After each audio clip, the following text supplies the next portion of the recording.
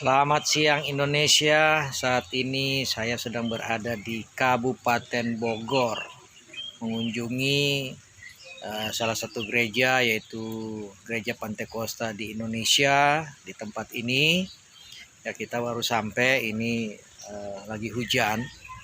Nah, kita udah sampai di lokasi GPDI yang pada saat itu beberapa waktu yang lalu juga mengalami persekusi, mengalami pelarangan, ya. Nah, tapi pada waktu itu kami turun juga untuk membantu gereja ini, dan puji Tuhan dari saat itu sampai hari ini ibadah tetap berjalan dengan aman. Nah, ini pintu masuknya. Nanti kita akan ngobrol dengan Pak Pendetanya, Pak Pendeta Mateos, ya, untuk memberikan sedikit kesaksian, ya. Nah, saudara lihat ini bangunannya. Nah, inilah tempat ibadah GPD. Ini ada Pak Pendeta Franky nih, bendahara kita. Ya, ini ada Pak Cliff Sekum. Nah, ini dia Pak Pendeta kita. Ya, Pak Mateos. Ya, maju terus. Puji Tuhan, Pak. Amin. Pak Pendeta, ini kan nanti kita akan menjadi kesaksian buat teman-teman bagaimana apa yang Bapak alami. Ya. Jadi hari ini sebelum kita menikmati Brenebon yang sudah disiapkan, dalam waktu singkat kita ingin Pak Pendeta dulu menceritakan mulai dari masuk pelayanan di sini, singkat-singkat aja, sampai kemudian mengalami tantangan seperti apa. Lalu kemudian waktu itu kita sempat ke sini, lalu hasilnya seperti apa, dan sampai saat ini bagaimana? Coba, semoga bisa menjadi berkat bagi rekan-rekan yang menonton. Silakan. Puji Tuhan, hamba-hamba Tuhan yang diberkati, bahkan semua umat Kristen. Saya Pendeta Mateos Lambiombir dari Gereja Pantekosta Indonesia, GPD Anugerah, letaknya di Perumahan Mega Sentul, Alamanda, Sukaraja, Kabupaten Bogor. Saya bersyukur sekali tim KNC boleh tiba di tempat ini dengan segala keadaan yang diberkati Tuhan.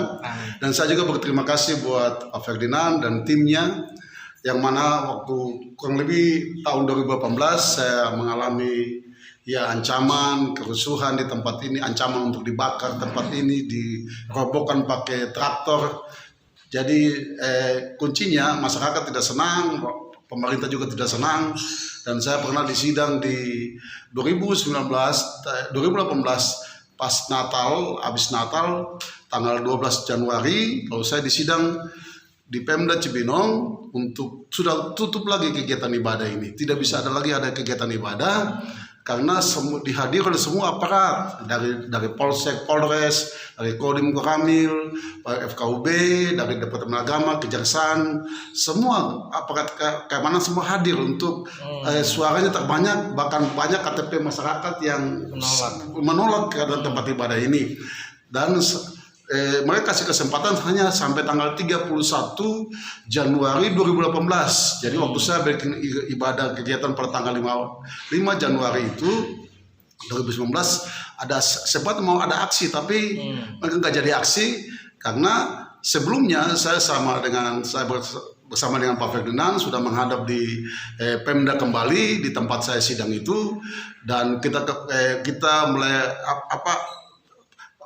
buat satu perjanjian lagi untuk tempat ibadah ini bisa jalan sampai saat ini. Dan juga bukan hanya itu saja Pemda, tapi kita ke Kodim, ke Ramil, bahkan sampai di Polres, dan semua menyetujui untuk tempat ini bisa ibadah. Jadi setelah tanggal 5 ditentukan untuk saya ibadah, besoknya itu semua datang, dari camat datang, kelurahan datang, Satpol PP datang untuk mengklarifikasi tempat ini. Tapi hasilnya puji Tuhan, camat bilang, Pak Pendeta, jalan saya ibadah dan kami bertanggung jawab. Dan puji Tuhan sampai saat ini ya kami bisa jalan ibadah sudah berapa tahun ini, semua karena kemurahan Tuhan. Ya, tidak ada yang ganggu lagi ya. Dan sampai saat ini tidak ada mengganggu lagi, dan saya berterima kasih sekali. Dan keamanan, ada gereja GBI di bawah, saudara. Waktu tahun kemarin itu ada mereka bikin ibadah kenaikan pas dengan waktu itu kalau nggak salah sama dengan Idul Fitri kalau nggak salah waktu itu. Jadi mereka tidak boleh ibadah. Oh dia tunjuk, oh GPD di atas bisa. Oh dia bilang, oh kalau pendeta di atas sudah teruji dia, jadi bisa ibadah. Jadi semua ada maksud Tuhan ya. Di balik rencana penutupan, tapi karena saya juga percaya ada dibantu oleh Pak Ferdinand dengan timnya, sehingga ibadah ini boleh bisa jalan sampai dengan baik sampai saat ini. Semua untuk kemuliaan bagi nama Yesus Kristus Tuhan.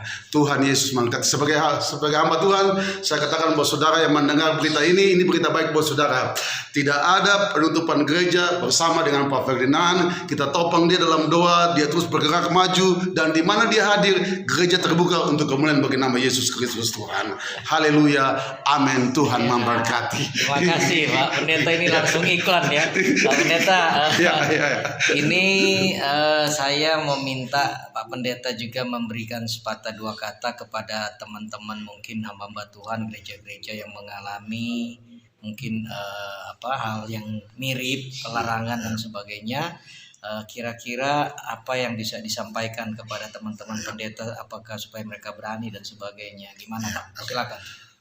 Solusi terbaik kita, Alkitab katakan kita ada domba di tengah-tengah serigala.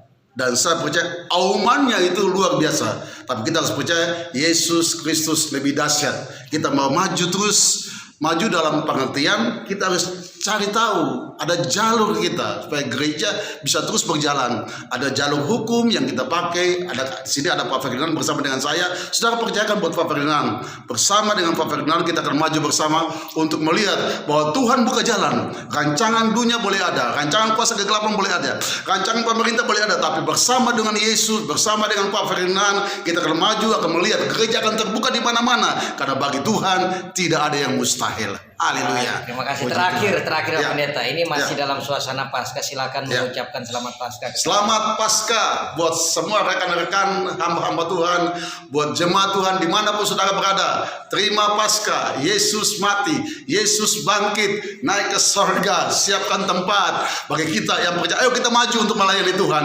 karena kekekalan sorga Tuhan siapkan bagi kita yang percaya. Haleluya. Amin. Terima kasih Pak Pendeta. Maju terus. Tetap semangat. Oke.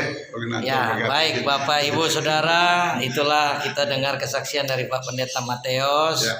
Ya, bahwa memang di Indonesia ini kita bersyukur kita punya Pancasila, kita punya Undang-Undang Dasar 45 ya, yang menjamin kemerdekaan kita dalam beragama dan beribadat gitu ya.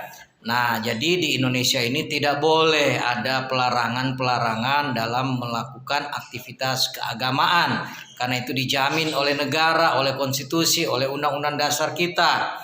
Nah, ini tidak berlaku hanya untuk gereja, tetapi semua agama itu dijamin oleh undang-undang kita ya.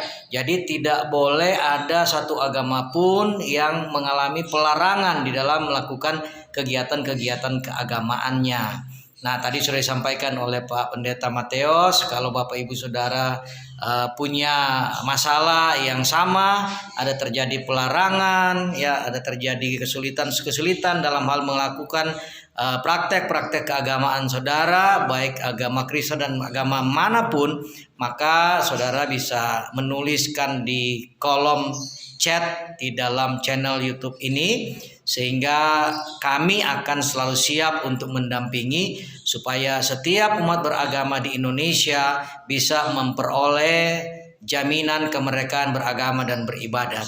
Demikian, dan kita harus apresiasi bahwa pemerintah kita juga saat ini cukup baik untuk hadir di dalam setiap persoalan-persoalan ini, dan ketika kami turun melakukan pendampingan dan kami melihat akhirnya ibadah-ibadah, kegiatan-kegiatan keagamaan boleh berjalan lagi, karena memang pemerintah akan hadir juga mentaati atau menegakkan konstitusi yang menjadi landasan kita bersama.